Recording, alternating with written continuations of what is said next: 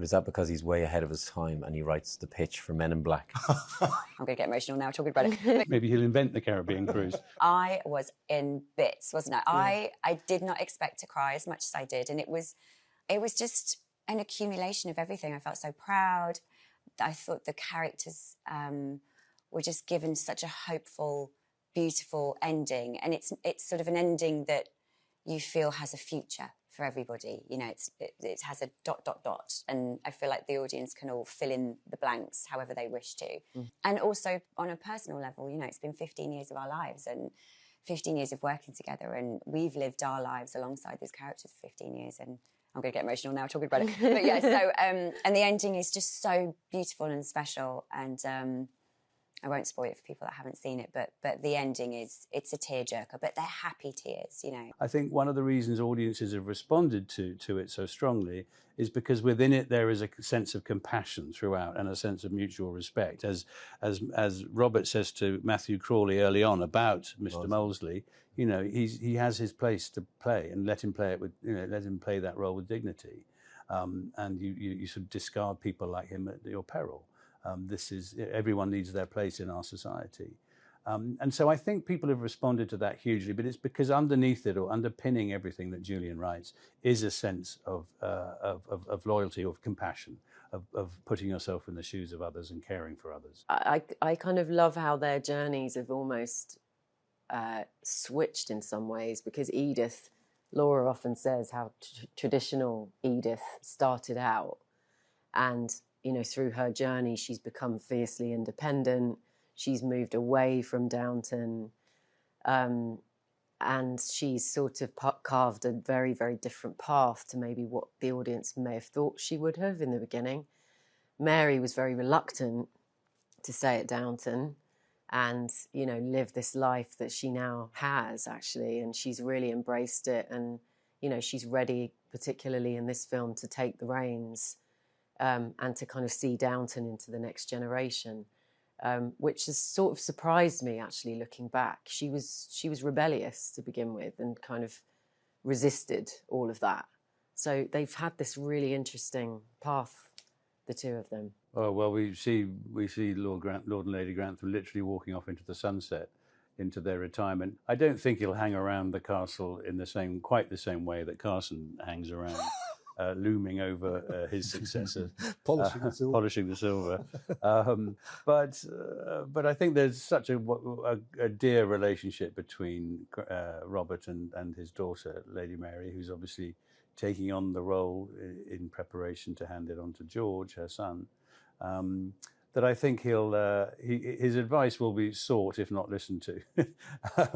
And I think he'll find a sort of purpose in that. And he'll probably spend a lot more time in his layer cake of strangers in London and go to his club and probably dine in an armchair.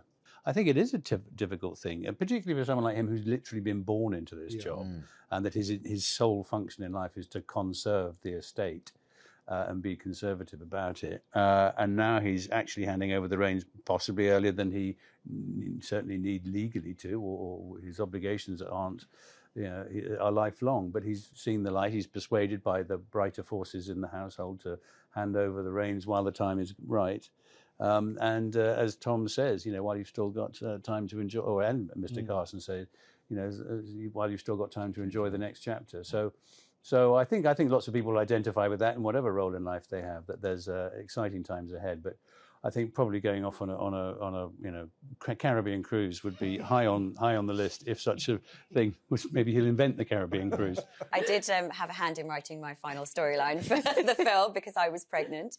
So when I told Gareth and Julian when it was, you know, the right time to tell them, they sort of said, you know, I suggested it might be a good idea to write it in because I was going to be very, very pregnant by the time I was filming. So I was actually, the final day of the shoot was my final day and I was 38 weeks pregnant.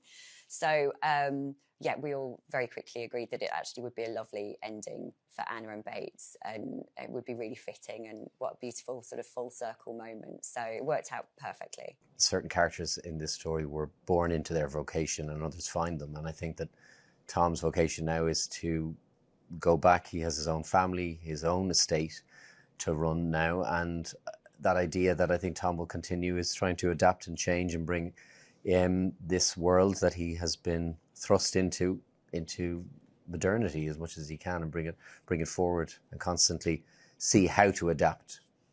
And because I do believe that underneath that he's still the socialist, and certain tendencies still exist inside him.